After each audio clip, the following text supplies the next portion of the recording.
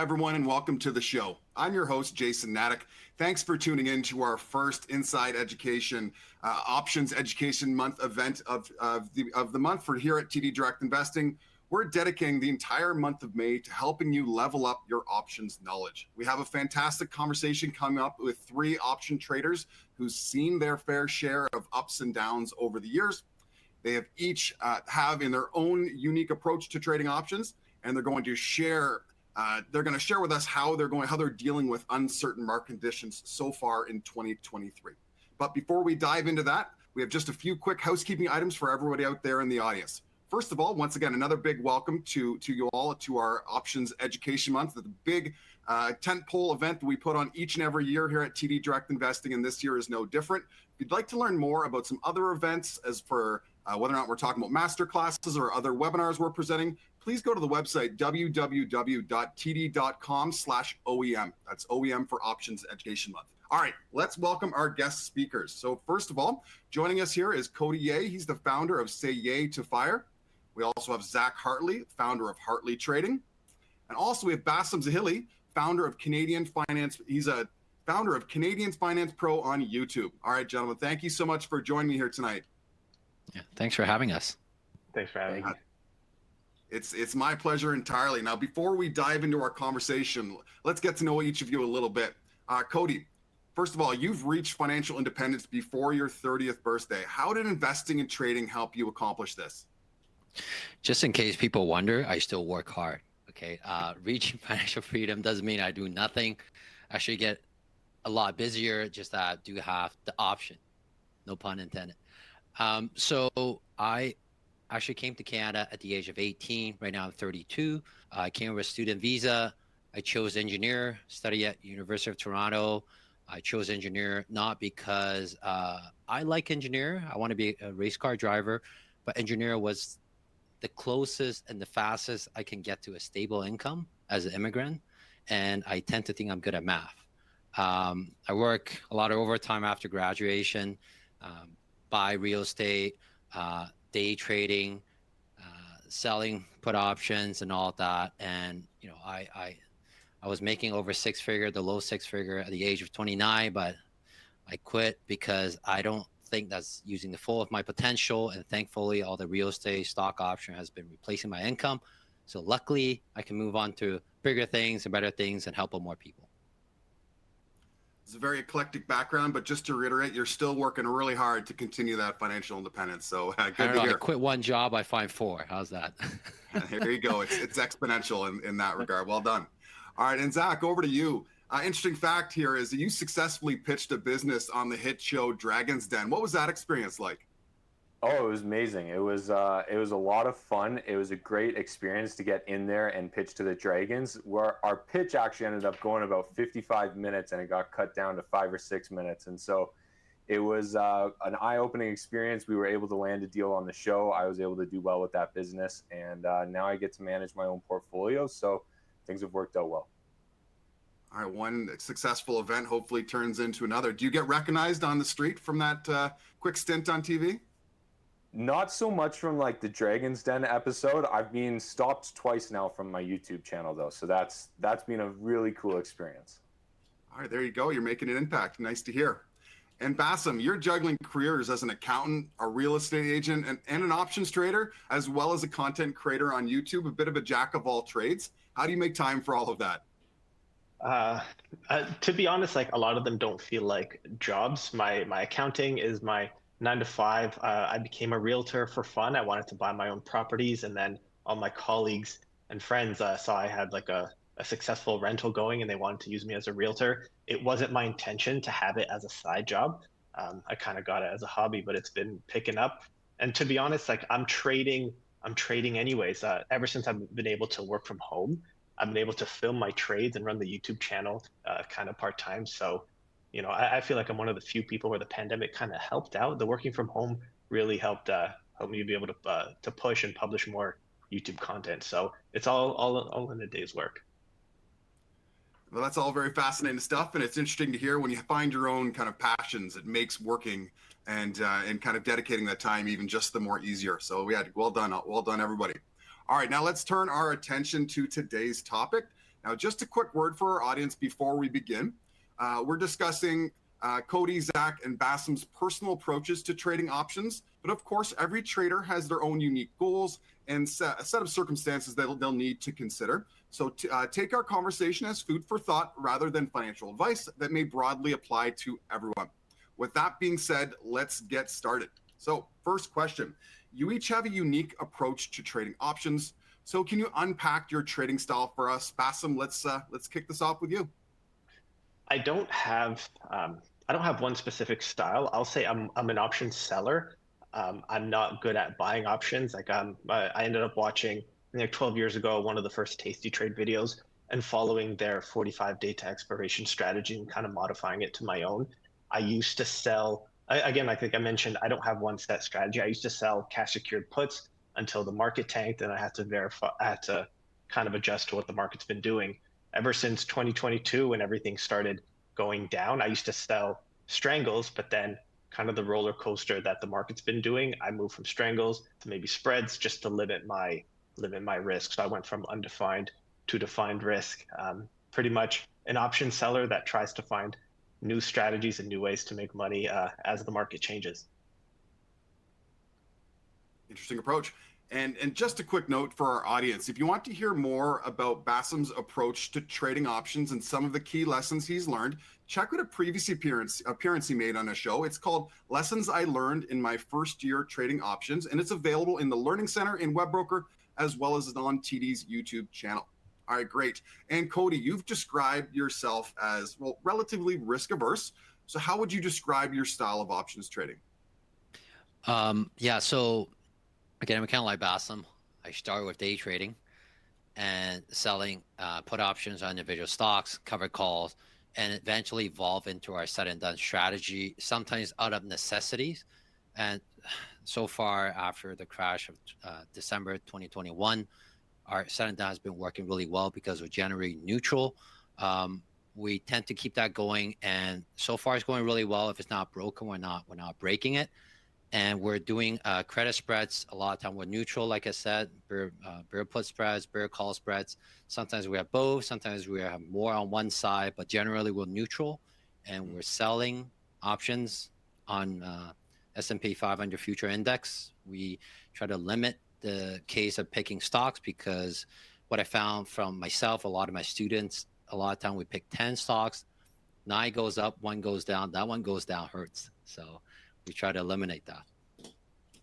Yeah, we hear from traders out there as well. You could make nine times you can be a winner, but it's that one time that goes against you and pulls away all of those gains. Did you evolve? Just a bit of a follow-up. Did you evolve from that kind of naked puts into more of a covered call, or sorry, in more of a spread selling strategy because of the kind of the volatility of the market? We just keep it real, right? When you have a 7-figure account, when the market pulled back, you're buying whole. Like when you have a 7-figure account, when it pulled back 30, 50%, you look at that account and most of the stocks in your buying whole, you cannot even sell cover call, right? Even on the big names, right? So we kind of saw that it doesn't really make sense towards the end of 2021. We're like, how can we make sure that we can continue to make cash flow if the market do turn, right? So that's why our team, I used to day trade the future option of S&P 500 and the equivalent of Taiwan's S&P 500. That's where I was day trading. And we just combine a lot of the skills and take out a lot of the decision-making from a lot of people and try to take all the risks and how can we be wrong and still be right and continue to make real cash flow, consistent cash flow. So we're really checking to take advantage of the leverage that options can give you. Yeah, excellent point. And another quick mention to our viewers, you can hear more about Cody's style in his past webinars with us, learn how I manage risk as an option trader. And again, you can find that in the Learning Center as well as on our TD YouTube page. And now, last but certainly not least, over to Zac. You have a different style of options trading. You like to day trade option contracts. Can you explain how that works in broad strokes and why you prefer to simply day trading stocks, prefer this to day trading stocks, for instance? Yeah, answering the second part of that is quite simple. As long as you can choose an appropriate strike price and expiration, you can usually just get a higher risk to return ratio.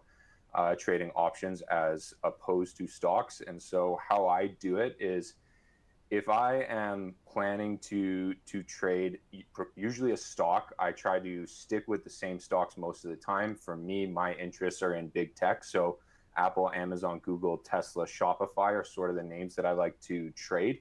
But many of the times they're not super volatile because they're so big. They're moving by 1 to 2% per day. And so instead of trading that 1 to 2%, I take very, very similar moves, but on the option side of things to get a higher risk to return ratio.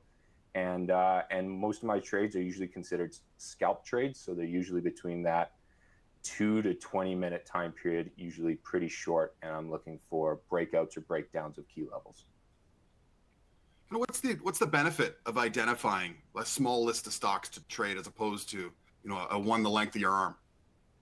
Yeah, for me, I think the benefit of it is I can get really good at starting to understand how those stocks move and where the key levels are. And I can also start to understand what news is going to impact the stock chart. So if Apple signs a new deal with X company, I can kind of put that in reference and say, okay, this is a big deal, or this is a headline that might be just out there to grab some attention and it's not going to really move the needle.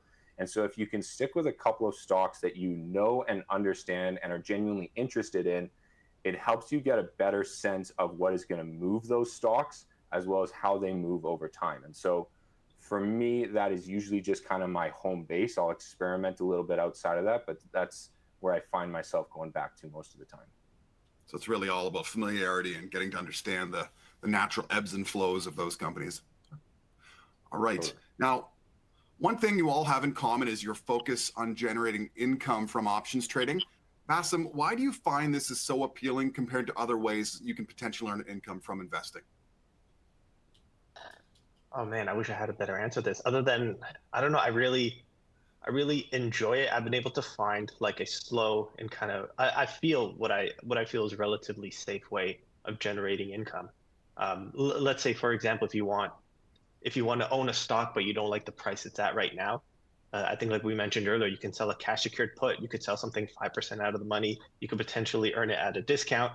I know this might not be the most popular strategy, but you could turn around and run the wheel. If you do get assigned, you could end up just selling covered calls on it if it does go down. And also, if you have a stock that doesn't pay any dividends, but you want to earn some monthly or maybe quarterly premium, you can own, let's say, a growth stock and then try to sell covered calls if you can follow the stock upward. I was able to do that with a few tech stocks in the past, and it's been a good way to earn. I call it, a little dividend on some stocks that don't pay. Makes sense. And it doesn't always need to be the sexiest strategies, just as long as it's working for you.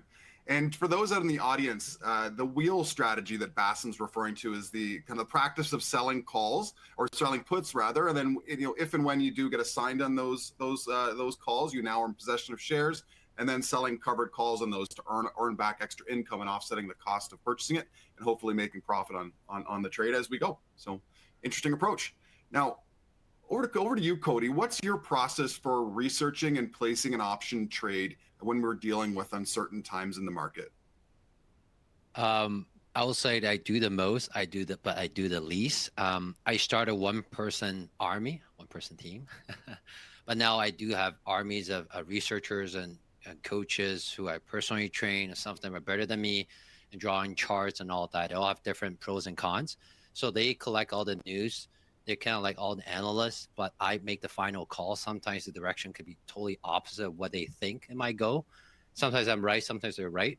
But because of that, a lot of myself and other students have been, taking a lot more time off. So the people kind of drawn to me because I play a lot of golf, I play a lot of tennis. So I like to have the freedom. I only spent 30 minutes per week on trades.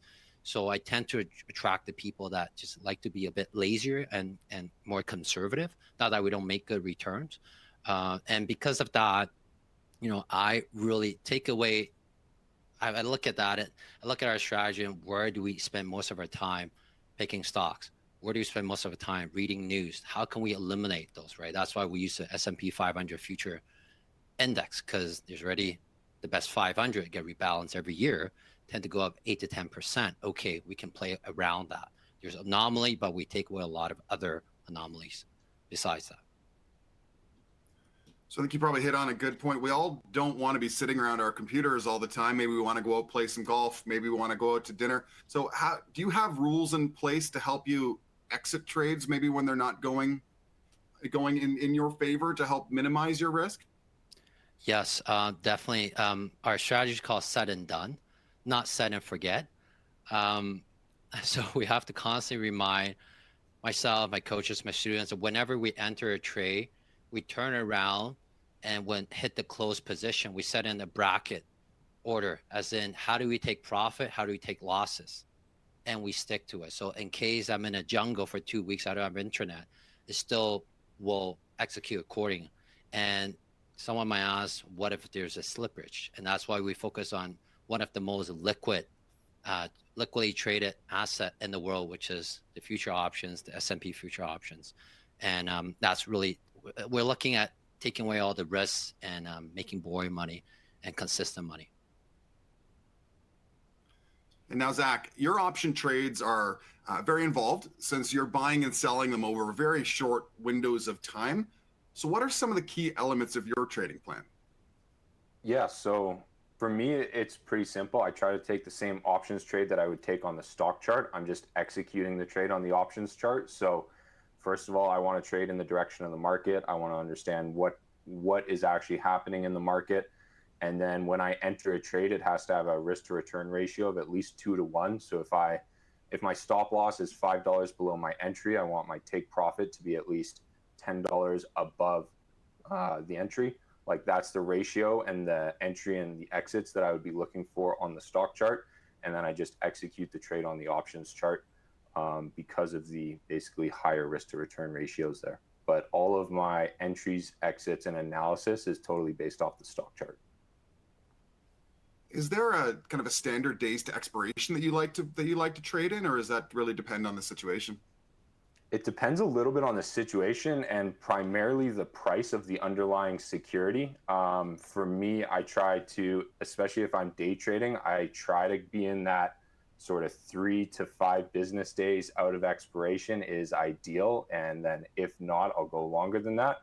And then I'll find the strike price that has good enough liquidity that fits within my budget. Liquidity and volume of the underlying security and of the options, though, is kind of like a must-have. If the options doesn't have the liquidity to get in and out at reasonable executions, then it's just off the charts for me. It's just something I won't trade. Okay, great. All right, we've all had a chance to get our feet wet. I threw out some warm-up questions to everybody.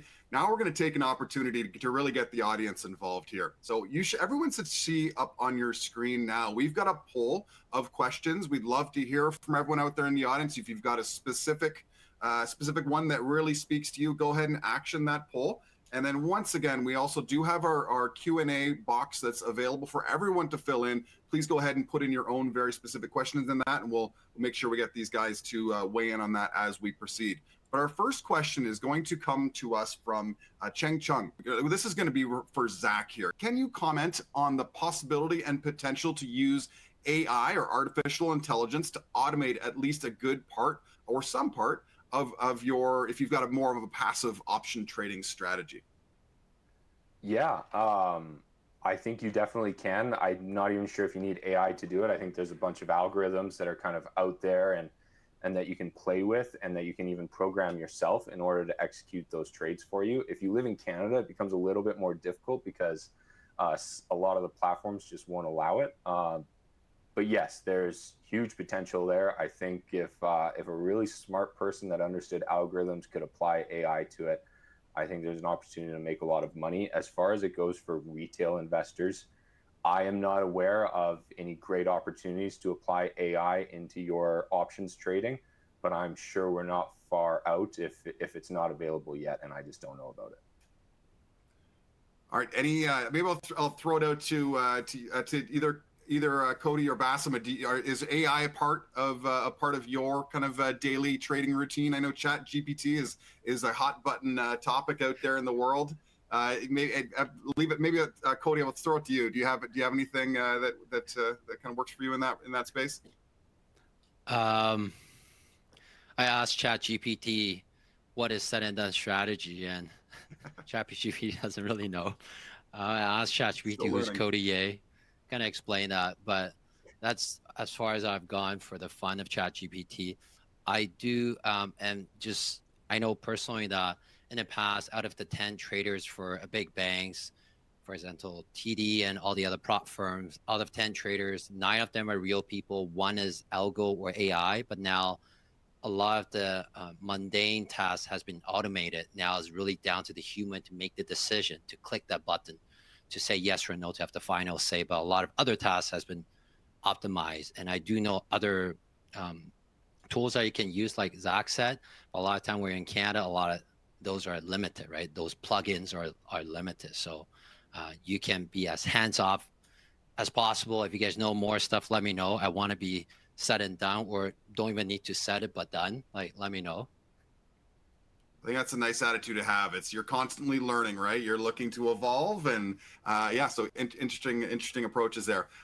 Zac, I'm going to bring this one back to you. We've got a question requirement of minimum equity of $25,000 to ensure that you're not going to be offside with regards to the pattern day trading rules.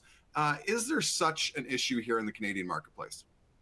No, the pattern day trading rule does not exist here in Canada. What you do want to make sure, though, is that you're trading in the right account. And if day trading or investing becomes a full-time job, you may want to do that through a business. But the pattern day trading rule and the $25,000 minimum does not exist in Canada. Some platforms may have minimum amounts that you need in order to open an account or start trading with them. But the PDT rule does not apply to Canadians.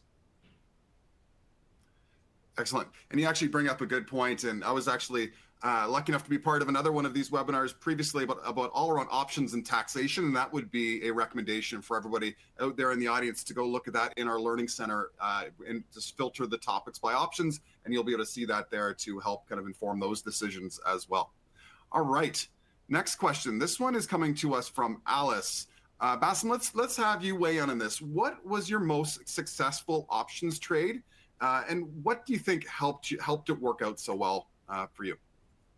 So it's probably not referring to a particular strategy, but if I was to say in the past, I did really well with just the simple covered calls. I think when I first graduated university, I ended up buying 100 shares of Apple, and I've been selling covered calls on it ever since. That is a strategy that's worked out for me in the past. I'm not sure if, I think that covers both the strategy and like a particular stock that's worked out for me. Well done. Hopefully that's turned into a nice healthy return for you. Cody, what about you? Can you maybe give us some what's the big fish of a trading story or profitable trade that you can share with the group? The thing about us is that we don't remember the winning trades. We only remember the losing ones. But if we really want to pick one, I remember, I think it's 2020, before the US election, going into October, it dropped really big. So we took on a big position on selling individual stocks, selling put on individual stocks, and coming November, a rebound really good, and then the VIX drop a lot. So I think that was a net 100K there. But again, we have a bigger account, you have a bigger return, so nothing to brag about. But nowadays I'm just counting my few percentage every month. I'm very happy with it, as long as I'm looking at the highest and best use of my time and highest return on time and lowest on stress. All right, Zac, what about you? Can you maybe give us a play-by-play of a successful options trade that you can recall? I made a trade a few weeks ago. I posted in my Discord chat. It was actually a swing trade for Shopify, and it was a really simple trade. Shopify had been consolidating for a couple of months, and it had broken out of consolidation and come back down and retested. Basically, what used to be resistance, it came back down and retested it, and it turned into support, and that was kind of also the third low on a support level. And so I said, hey, we've got a pretty key level here. I think we're going to bounce off of it. And so I entered a call options position in Shopify. And the trade just consistently traded along my support line for almost a month and a half. And I ended up exiting it in 3 different positions. I think we finished 60 or 70% profit in maybe a month and a half in Shopify options. And it wasn't my best trade ever, but it was one of those trades where like it just went perfectly according to plan the entire way through. And it didn't fall through support, and it was just a good execution. So that's the one that's sort of top of mind for me right now. And it was kind of cool. I posted the whole thing in the analysis in my Discord chat, so that was fun as well. Good. So everybody can continue to learn from that as well. But it sounds like good preparation and as you said, good execution along the way. So yeah, good. Hey, good for all of you guys. I love hearing about the trading success stories. It's always entertaining.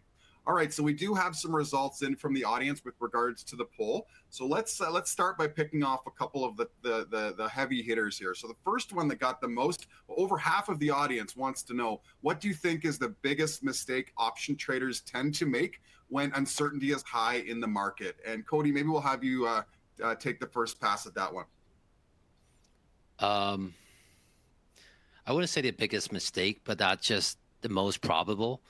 Is, like I said earlier, you pick 10 stocks, 9 goes up, 1 goes down. That 1 goes down really hurts.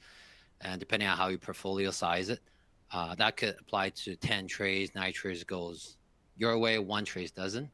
I will say that's probably the biggest mistake. So, you really have to figure out whether you're day trading, whether you're selling puts on individual stocks, how you portfolio size it, or you're concerning our send-down strategy. What's the worst case scenario that can happen? And if it were to happen, how are you going to mitigate this, right? So I would say knowing what to do going in, but not just kind of get on the hype and hop in because you have a few wins in a row. A lot of time, that's when you get into trouble. So just think from that standpoint. I think along will help a lot. Bassem, what about you? Can you share maybe some of the biggest mistakes retail traders can make in their option trading? Yeah, I actually like Cody's answer, but if I was to say the second biggest, not adjusting your strategy, kind of like what I mentioned a little earlier, I was trading strangles on the S&P for I think 18 months. And like some of the saying in options trading or trading in general, it works until it doesn't. So it became my go-to strategy. It was my biggest money maker. And then the uncertainty came. I wasn't able to predict a trading range. And that's when I realized, and some people in my Discord mentioned as well, it's time to modify, it's time to adjust instead of going undefined, try to go some defined risk. So I went shorter duration and I went defined risk. I used to do 45-day to expiration, the usual tasty trade, closing at 15 or 21 days. But then I went shorter just because a tweet or a random news that comes up can move the market in ways that I didn't expect, and I didn't want to be exposed to that for too long. So I'm hearing have a plan, be flexible, be willing to adjust along the way, and when you're wrong, being willing to admit that you're wrong and not just kind of force the trade down to expiration. All right, let's move to the next question here. Zac, can you maybe do you have any books, any good reading material that you've come across recently over the last little while about option trading and maybe resources that we can share with the audience? My favorite book, if you're trying to do anything short term and you're trying to understand the charts, my favorite book has always been Technical Analysis of the Financial Markets by John Murphy. And if somebody is looking for long-term investing or they're just getting started in this world, then you need to read The Intelligent Investor. That's sort of the holy Bible of long-term investing, and it'll put you in the right mindset. So those are, if you're going short-term, that's where I would start. And if you're going long-term, I would go with Intelligent Investor. And Cody, do you have any book recommendations for the group?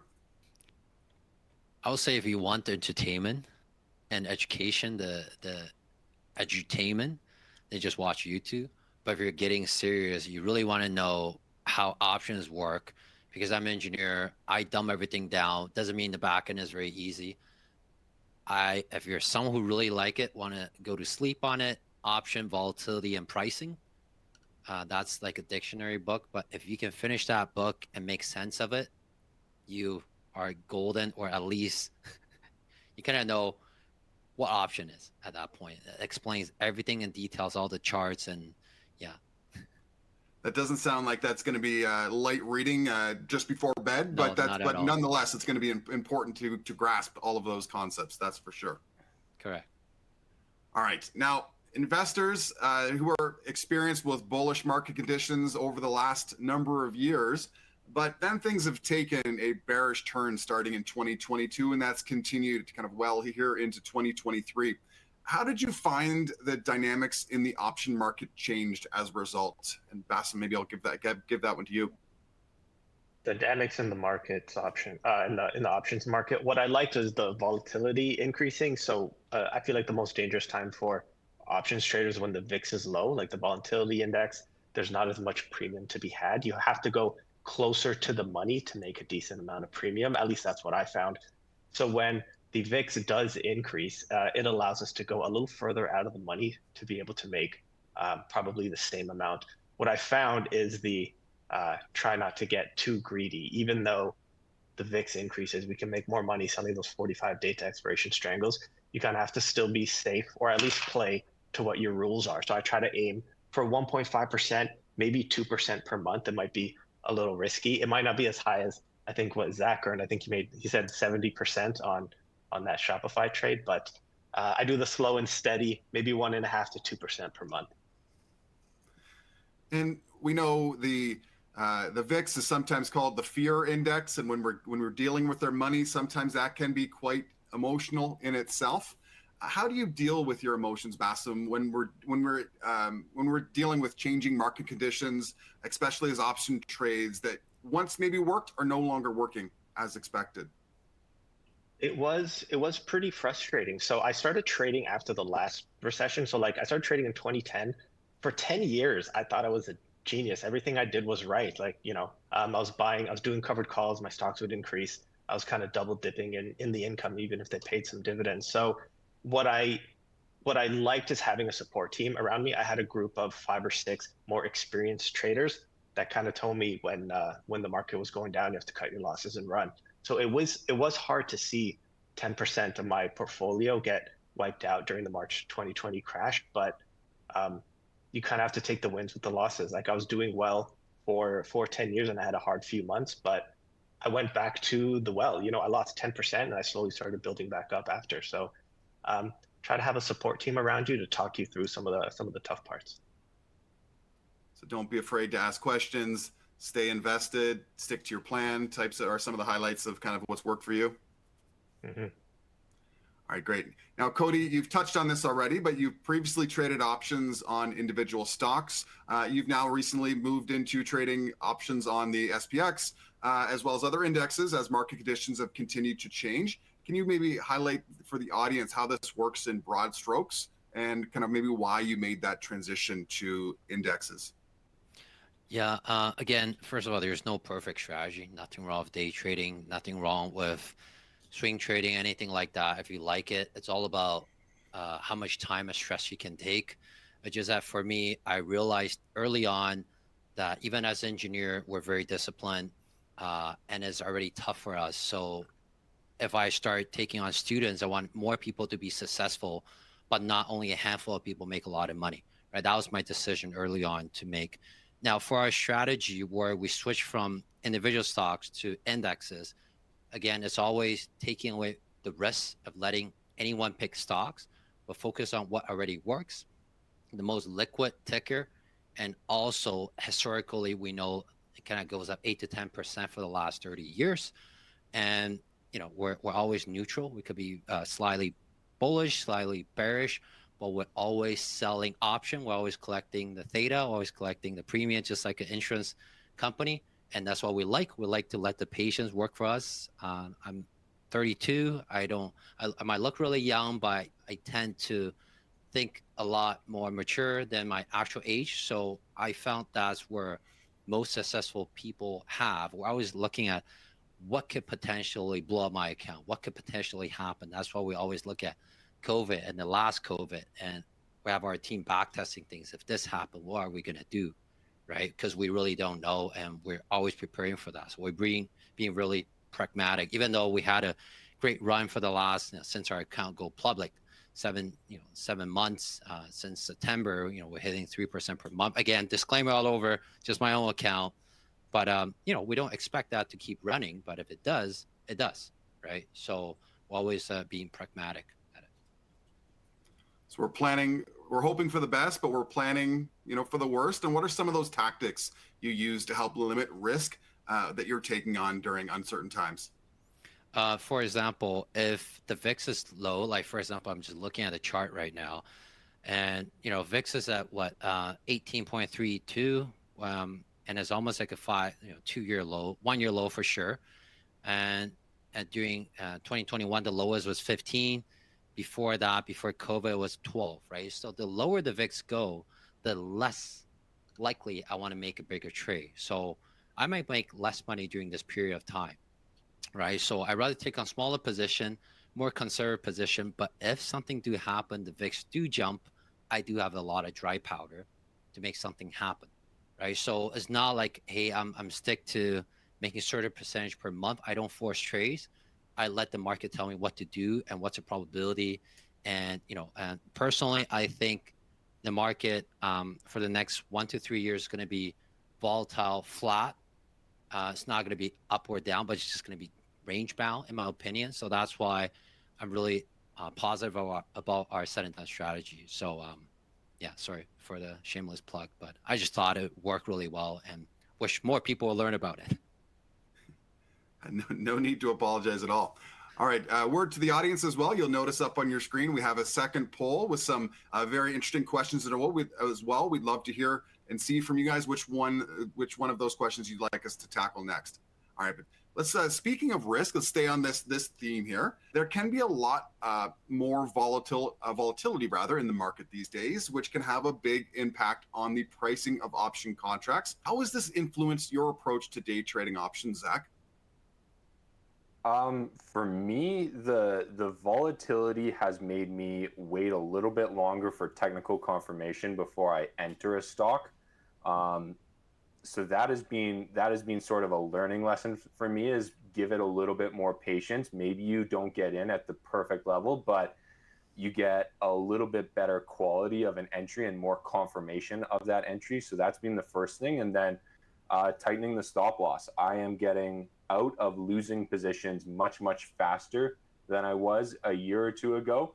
And I am more okay and more open to getting back into them if they begin to go in that direction. But I am waiting for more confirmation, and I am cutting the losers faster. So that has been the primary way that I have been handling this sort of increase, especially in the options volatility.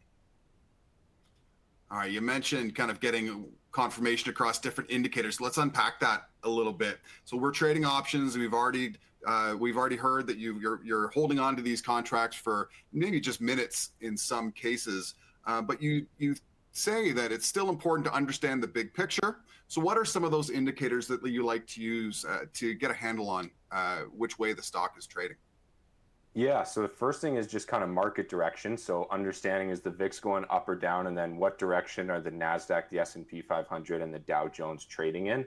And then once you've kind of understood, that's what I would call the big picture, and then you narrow down into the stock. I'm always starting with usually a 6-month stock chart on daily candles, drawing out the key levels of support and resistance in there.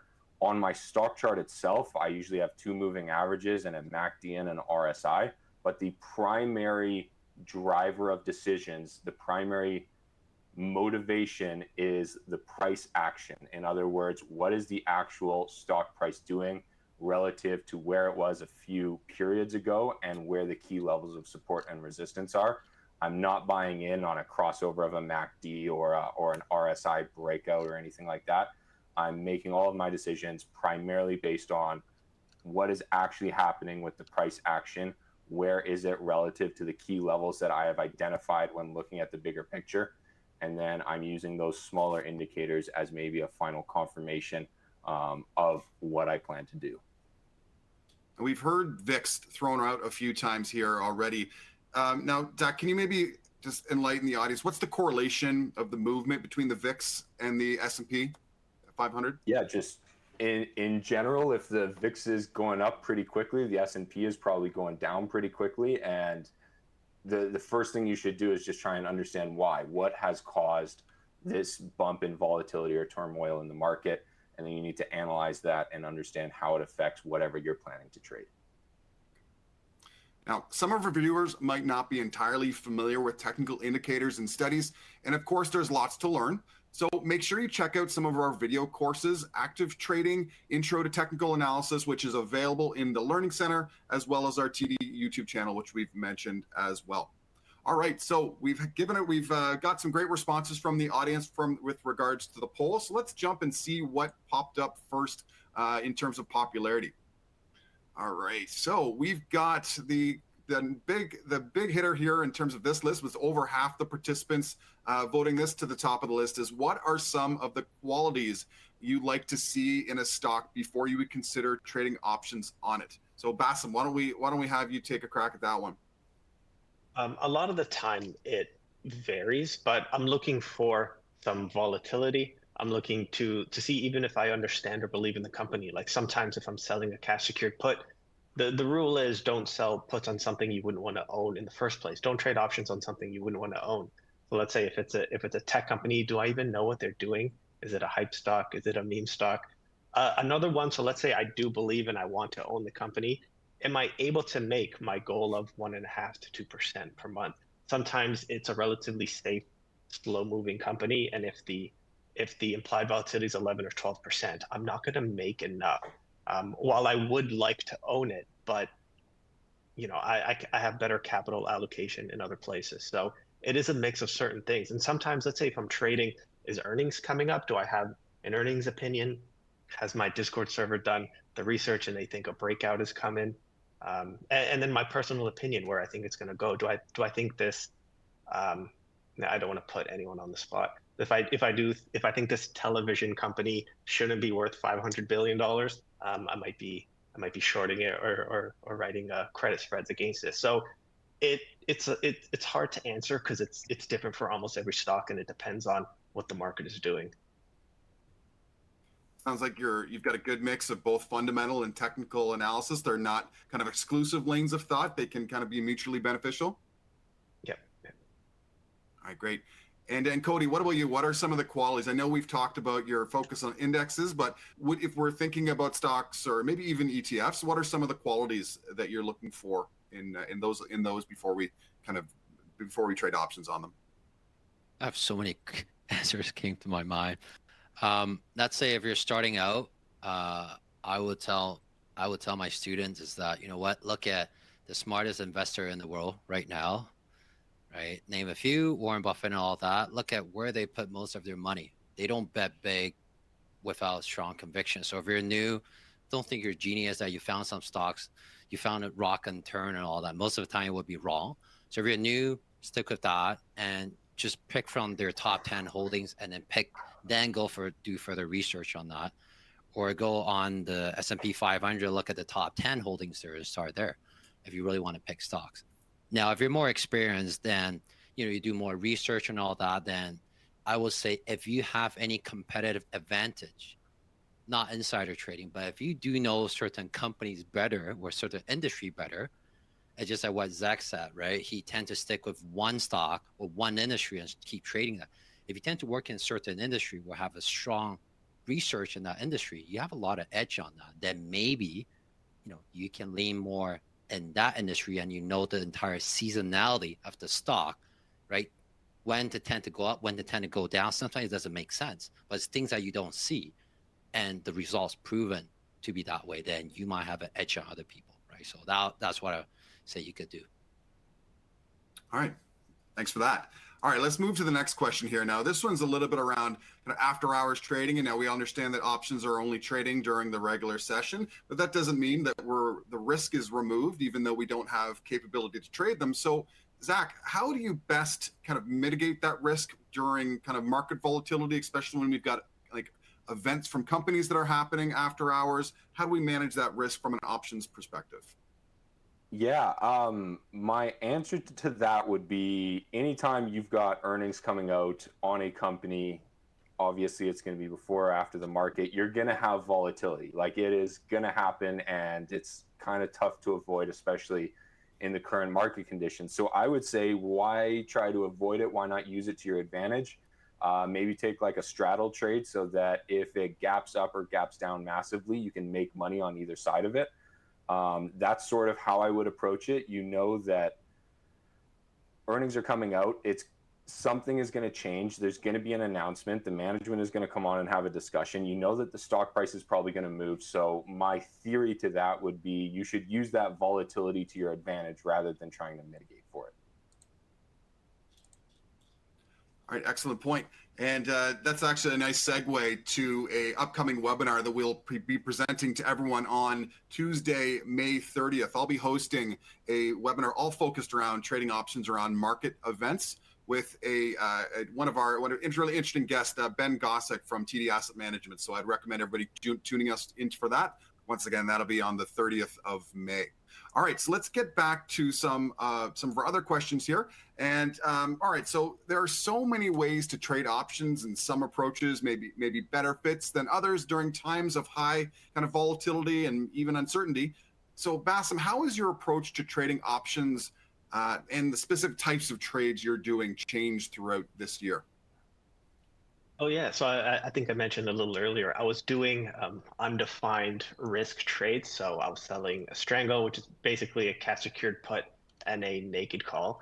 As the market changed, I wasn't able to predict, or let's say not predict, I didn't feel confident or comfortable in predicting a trading range for the market. Again, the market could move based on what's happening globally, or maybe someone's tweet, or maybe the Fed's money printer going off.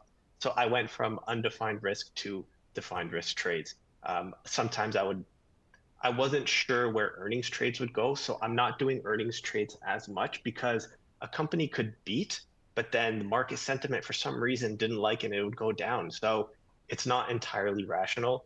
And so I kind of took a step back from that. So if I am putting a 14-day credit spread, I have to see, is there earnings coming up? Do I want to be part of that? Do I want to take that risk? So pretty much reducing my option size in case something happens, my position size, so that I can manage or I can roll forward. The defined risk pretty much saved me in this last year, and it's been going pretty well so far. Nice, and that's actually a common kind of question that we get from clients as well. Is I've made a trade, I've predicted, I've made the right price prediction that it's moved in the way that I thought it would, but you trade through an earnings event, and I've ended up losing money. And sometimes it's that volatility and that Vega effect on your trades that can really be impactful to your premium. Yeah, exactly. So how have you changed your approach to strike price selection? So we've modified our strategy. Now, how have we changed how we choose the price at which we're determining at, and the duration of the trade that you're executing on in these choppy conditions? So I'm still doing the tasty trade way. I feel like the 15 delta, which I believe is one standard deviation, that's my safety point. That's what I know. It's what I understand. If I'm doing, let's say, the S&P 500, I feel like, just my personal opinion, not advice, I feel like it can crash downwards. It won't crash upwards. So if I do a 20 delta on the call side, but then a 10 delta on the put side, so it's a little skewed strangle or maybe even iron condor, I don't mind taking a little bit more risk on the call side, because I feel like, it's, what's the saying, stairs up, elevator down. It makes me sleep a little better at night. We've heard throughout our time here, we've some option Greek terms thrown out to the group. We've heard theta, we've heard delta, as well as Vega here. For those in the audience interested in learning more about how to apply option Greeks to your own trading strategies, we have two informative masterclasses. Refer to our Options Education Month landing page, td.com/OEM, for registration details on those courses themselves. All right, so I want to give a big thank you to our guests here today. They've kindly offered to stay a little bit longer. We've been getting a lot of questions from the audience, so thanks to the group for giving us a little bit of extra time to really pick your brains and get some value out for our clients. So thank you, gentlemen. Now, Cody, you also prefer so-called risk-defined trades with index options. Can you share some of them and why you feel they're such a good fit for uncertain market conditions? Yeah, great question. I started day trading where kind of like Zach, small stop loss. When it run, let it run kind of thing. And then selling put options on individual stocks. Then 10 stocks, pick 10, 9 goes up, 1 goes down. Ouch. Then now the said and done. And why we use credit spreads. Credit spread is a little bit more work, especially for a beginner. But the reason why we like to do that is because when we're trading on S&P 500 future options, it's already a bit leverage. So when the VIX spike, or when our position move against us. For example, if I use the same strangle strategy that Basso used on our future option, the margin requirement can spike really quick. So not only I use a lot less margin requirement, also I put on the spreads, the risk-defined trades, because I want to make sure we have back tested. If the VIX spiked by 200%, 1,000%, what will happen to our margin requirement? We also based on probability, we know how much margin we could use and all that. And so that's why we use risk-defined trades, even though it's a little bit more work, but it's still said and done. Trust me on that. And also on top of that is credit spreads not only limit the risk of your margin requirement spike, but also do not require a lot of money up front. What that means is that you can control and be a little bit more diversified if you have other strategy. For me, I don't. I just have said and done for my fast money. That's my consistent cash flow generating. And I take those money, I fund my lifestyle, fund my overhead costs, fund my other stuff, right? But for other people, that could be a thing. If they don't have a lot of money, they need to diversify. So credit spreads will allow you to enter the market with a small amount of cash. And also risk-defined way for credit spread is that it allows you to be a lot more neutral than just taking a directional bet. And again, it comes back to patience pays really well. And I like to be the insurance company because insurance company earn a lot of big buildings in downtown Toronto. I tend to think that they know what they're doing, especially when Warren Buffett owns a lot of insurance company. So that just, I'm just always observing how the smart people are making money, not in the short term, but for the longest time. Warren Buffett went through 11 recession, right? And he's still laughing over there drinking Coke. I don't know how many Cokes per day, but there's probably something he's doing right? So I'm really trying to reverse engineer all that. All right, so no need to recreate the wheels. It's working something's working for somebody out there. It just try and mimic them. Maybe not the scale that he's investing at, but yeah, you can certainly employ the strategy.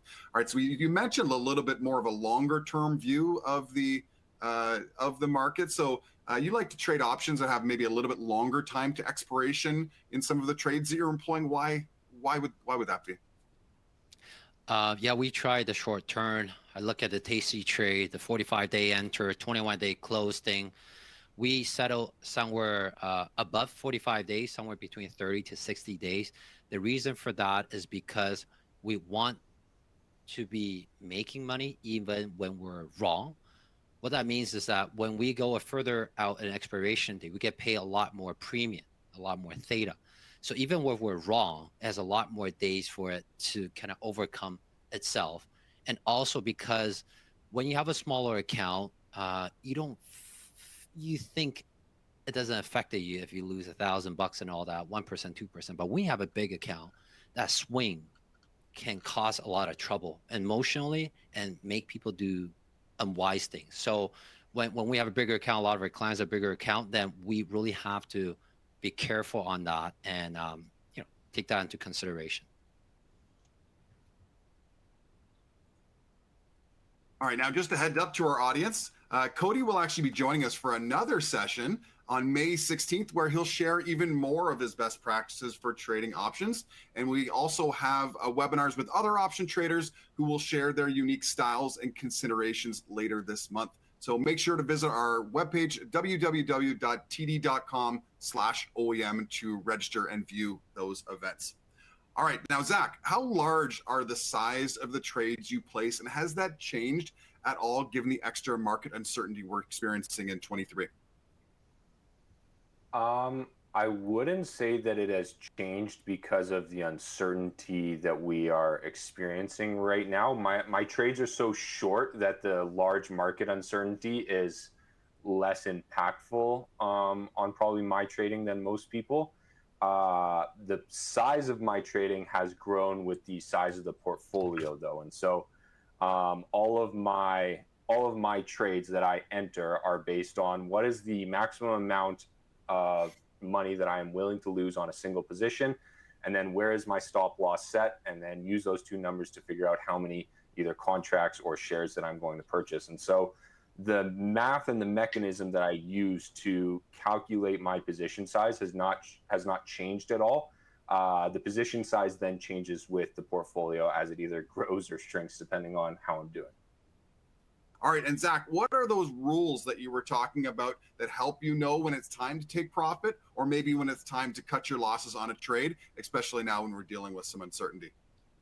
Yeah, when to take losses. So first of all, when you enter the position, if it goes below your stop loss, like don't move the stop loss. That should never go any lower than where you place it on the entry.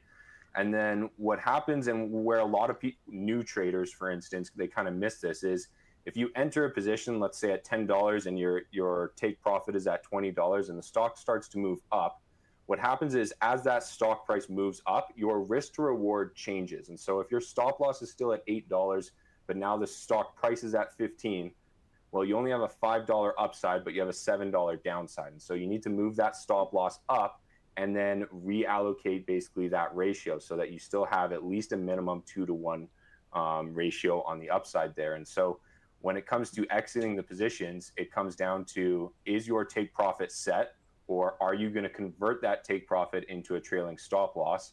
And you should never be moving your stop loss down. It should only be going up to rebalance and kind of re-even out your risk to return ratio on that trade as it's developing. All right, thanks for that insight. All right, so once again, we've got lots of questions that have been coming in here from the audience. So let's now turn this over and get to start unpacking some of those. Our next question comes to us from Lindsay. Lindsay, this will be for everybody. Maybe we'll start with you, Cody. She's saying everyone here has talked a lot about volatility. Is that the number one factor that you're concerned about when we're talking about option trades? That's a great question, Lindsay. First of all, volatility is the biggest difference between trading stocks, investing in stocks, and option, period. Volatility determines the premium price, determines a lot of things. So if you're buying option, you want to buy when the volatility is low and sell when the volatility is high, because even though you might be wrong in your direction, you still make money. But when you're selling option, like Bassem and myself are doing, I don't know about Zac, I think Zac might do a little bit too, is that we want to sell the volatility is high, because I use the analogy of there's a tornado outside and you go out and sell a tornado insurance. You can charge people a lot of money with it and buy it back when it's all sunshine and rainbow outside, and for a really cheap amount, right? So volatility is very important. And I tend to look at the historical volatility, because a lot of time when it gets too low, something always happens. Always happen. We don't know what, we don't know when, but something just always happen. But when the volatility is really high, again, high could be relative, it tend to pull back, right? So there's mean reversion of volatility. And right now we're at around 18. So like we're on the low side, but it might stay here. But, I don't want to guess that. So I'm just adjusting my position to have less position put on. I can make less money, but if something happened, I can take advantage of it. So hope that helped. And Bassem, what about you? What are your can you speak to the group about the importance of volatility? So I feel like Cody covered the majority of it. That was a good answer. How I would look at it, you have to strike a balance with a mix of the volatility. Like if you were to look at a percentage, if let's say Nvidia right now says 75%, like how you have to read that, it means within 1 year the stock is expected to move 75%. It can move 75% up or down. So you have to think to yourself, are you willing to take that risk? The higher the number, you are going to earn more premium. But then again, like headache and stress, like that also plays a factor. Like the money is good, but then also, are you comfortable? Are you stressed out doing it? So that is a factor that I'd like to take into account. And then even if you're looking at earnings trade, the volatility spikes. And then if you sell an option, you're looking for the IV crush. So it could go down right after. Are you willing to take that risk? You do get paid more. But then again, it's higher for a reason. So you have to play to what you're comfortable with. I do have to strike a balance between premium and volatility. Interesting points. All right, now, Zach, I think this one's right up your alley. This next question comes to us from Marie Kareem. She's saying, what's the difference between swing trading and day trading, and is there a difference when we're thinking about doing it from an options versus a stocks perspective? Yeah, good question. Super simple. Day trading is buying and selling within the same day, and then swing trading would be holding it overnight for any period of time.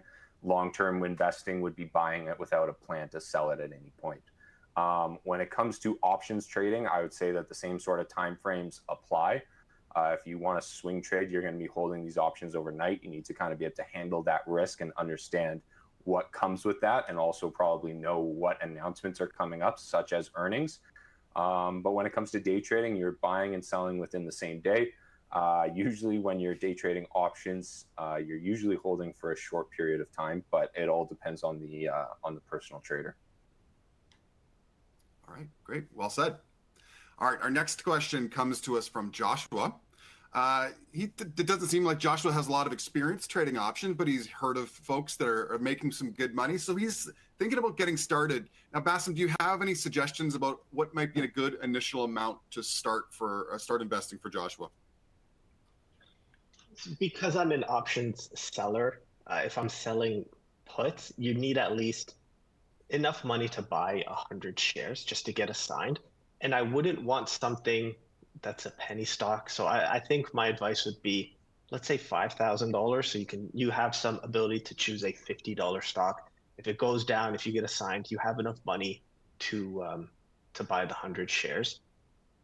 With options buying, I'm not an expert, so that might be more towards Zach. But I think for me, option selling, start with 5,000.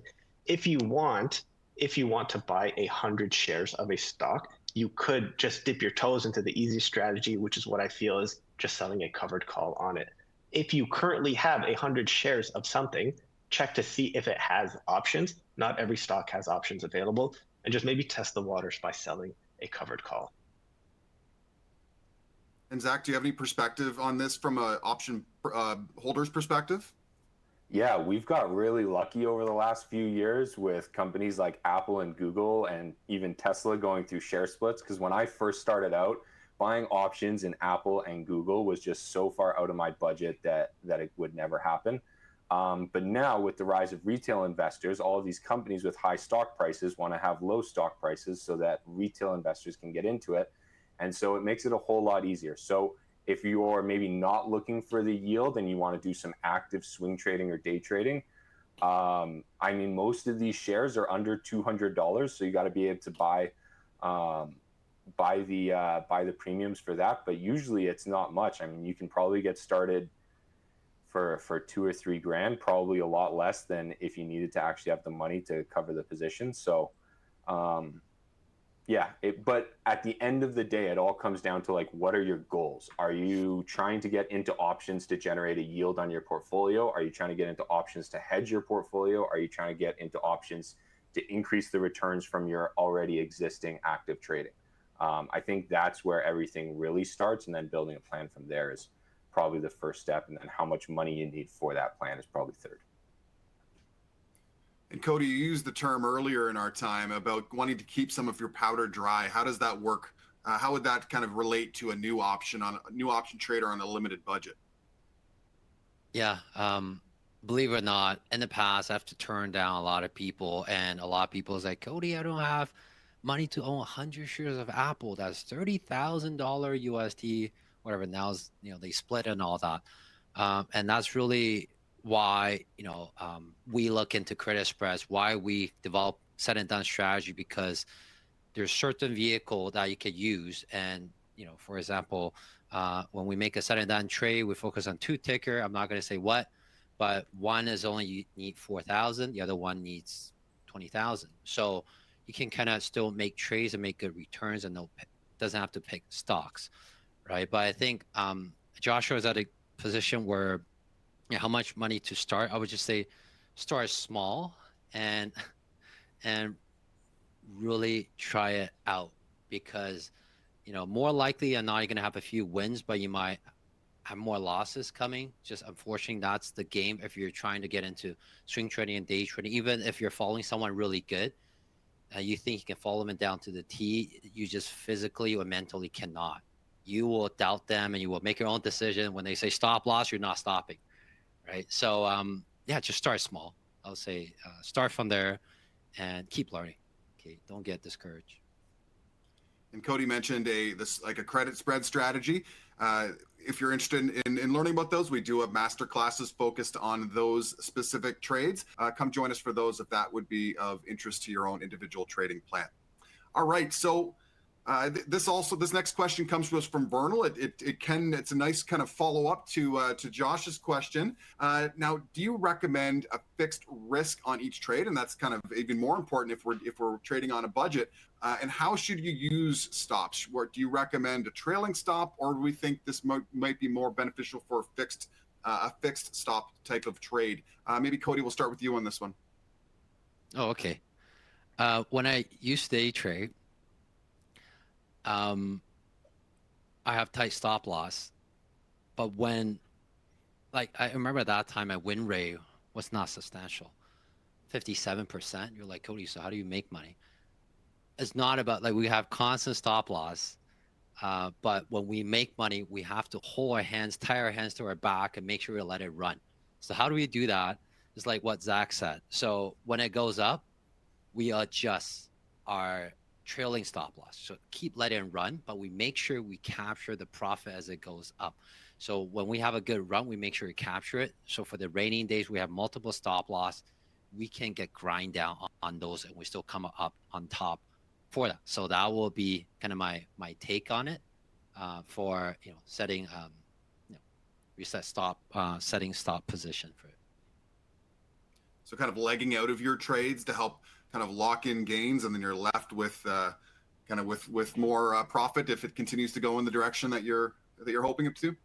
Yeah, so kind of in summary is that don't change your stop loss if it's going against you, but when it starts going in your favor, you have to move your stop loss into stop profit, because you don't want to go up and come back down. You didn't get anything, right? So you got to start moving that. So if it pull back, you know, somebody use Fibonacci or whatever, you know, it's just fancy words. But if it pull back more than what you want to make, then yeah, just take the losses. But you want to give it enough room so that it can continue to run, because even when the stock goes up, where the stock goes down, whichever way you're betting, usually it goes up, come back down, goes up, come back down, right? Kind of like the Elliott wave.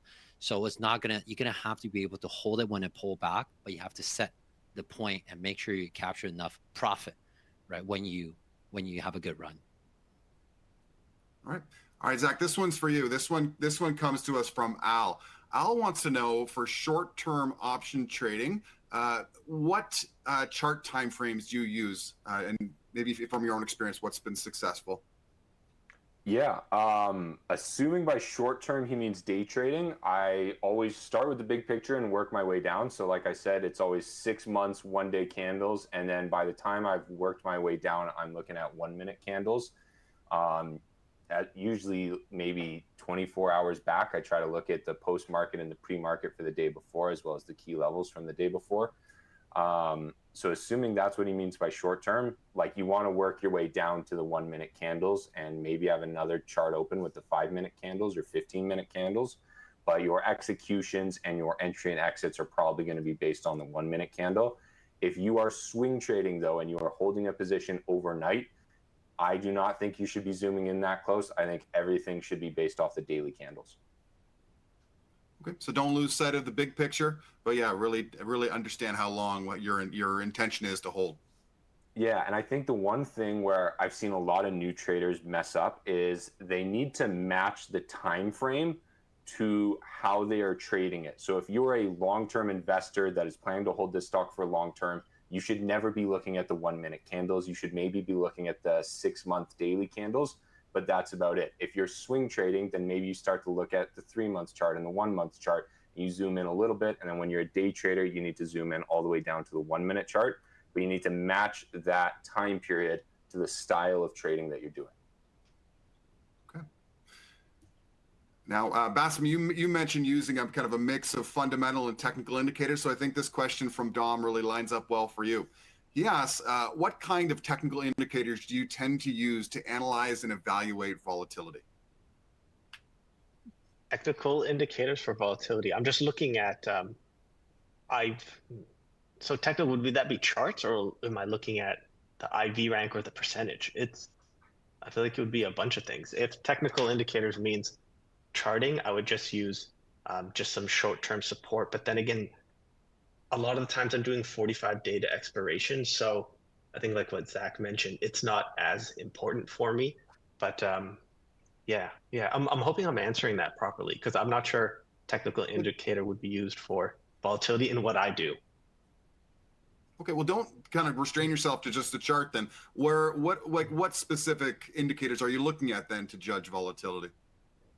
Well, VIX would be the biggest, and then the current volatility on the stock that I'm doing, if it is a stock, and then as opposed to an ETF, and then also historical. I think like what Cody mentioned earlier, if it's too low, always something happens where it'll expand, and then if it's currently high, is it a potential to sell an option and have the Vega decrease, the IV crush, and then potentially make short-term gain just based on volatility. Now, continuing that around, like Cody, you mentioned historical volatility. Is there a specific relationship when you're comparing it to the implied volatility for your option trades? You're gonna imply my question by asking the question. Yeah. Oh, sorry, implying the answer. Yeah, so IV, for the simple lame term, IV implied volatility is looking forward. Historical volatility is looking backwards at 52 weeks. So if the IV is higher than your historical volatility, just means that, hey, now there's a little bit more volatility. So if you're selling option, you know, you have a little bit of edge, but if you're buying option, probably not, right? But again, the VIX is another factor that can change all the individual implied volatility on that, if that helps. That's very helpful. Guys, this was a great pleasure for me. It's been very informative for me. So I know the audience was able to take a lot of great nuggets of truth from this conversation. So we're going to wrap up from here. So now we'll maybe turn it over to you guys to maybe if you have any final thoughts or anything you'd like to plug. So Cody, we'll start with you. Okay, cool. Tend to start with me a lot. No problem with that. So there's no, like, this is a journey, like we mentioned early on. Yes, we're making this great return. Things might change, but you don't start making any return or rewarding or achievement by not doing anything. So personally, I started day trading, and then I go sell puts on individual stocks, and I go a set and done strategy. Without doing any of those, stumble upon some stuff, I wouldn't continue to evolve and take away the risks and all that. So if you're someone who's on the edge, there's so many resources right now, and don't get overwhelmed and just start sticking to something, someone who click with you, and trust but verify, and start doing a bit with small account. And I think once you have a little bit more experience, and start upping your account, and don't just look at like short-term thing, you look at more long-term horizon. If 10 years from now, you know what you don't know today, and I think that's already really rewarding. A lot of my students ask me, Cody, what's the payback for this? I'm like, well, once you learn and you start running for it, you pay, all your profits pay for everything. Like, it's infinite return, right? So if you look at it from that perspective, you just have to start somewhere. And if you've been in it long enough and not die and not blow up your account and give up, then I think you'll be successful. Great, thank you. And Bassem, over to you. Any closing thoughts from you? Yeah, a few things. I just want to say like 3 separate items. There's a lot of brokerages that let you do paper trading. So instead of using live money, try opening up a paper trading account, just play around with it. Again, it is a little different because it's not your real money. So you might act a little different if a brokerage gives you $1 million of paper trading money, but It will let you see how the stocks and the option prices move. So it is good experience before you go live. Second item, try not to trade. I get this a lot. If you have like a house down payment and you want to increase it, don't trade with money you can't afford to lose. It is risky when you first start out. A lot of it is free, but your first couple losses are called your tuition. We all learn the hard way. Sometimes you think you know more than the market. Sometimes you think you can outsmart everyone. It's not always possible. The last thing I want to say, it just might be more personal. I do get a lot of criticism on my channel. It shows like I'm swinging a big stick, and it's hard to mimic or do what I do. If I post a month of $20,000 gains, it's hard. People comment it's hard to follow along. But no, I started 12 years ago. I started just earning like $100 on a covered call. It took a while to get here, and I was building that portfolio. It's not a get-rich-quick scheme. I believe all three of us have been doing this for a while. Just like, again, pay your tuition and kind of be in it for the long term. Thank you. Yeah, well said, Bassem. Thank you. And Zac, over to you. Any closing thoughts? Yeah, no, I just want to reiterate what these guys said. I think it was a big, I think they nailed all the major points. My big thing is set your goals and set your North Star of what you're trying to achieve. If you're trying to be a day trader, or you're trying to just build a portfolio and generate yield, or you're trying to do growth stocks, whatever it might be, set your North Star first, because that is what all of the next decisions should be based off of. It should be based off of, does this align with my North Star and my trading goal and what I'm trying to achieve? Because that is what's going to help the new trader stop from getting distracted with the shiny new object or the next GameStop or whatever it is. So sit down, set a goal, figure out what you're trying to achieve, and then build a plan to achieve that goal, so that your only job from that point forward is to execute and not get distracted. That's the key for new people getting into this, I think. All right, outstanding. So Zac, Bassem, and Cody, much appreciated for everybody taking the time to be with us here this evening. And to the audience, we really do sincerely appreciate you being here. This is why we put these events on. And as well, we've got many events we're putting on throughout Options Education Month here in May. Visit www.td.com/OEM to find out more information. All right, with that being said, we much appreciate everybody's time. Thank you so much, and have a great evening.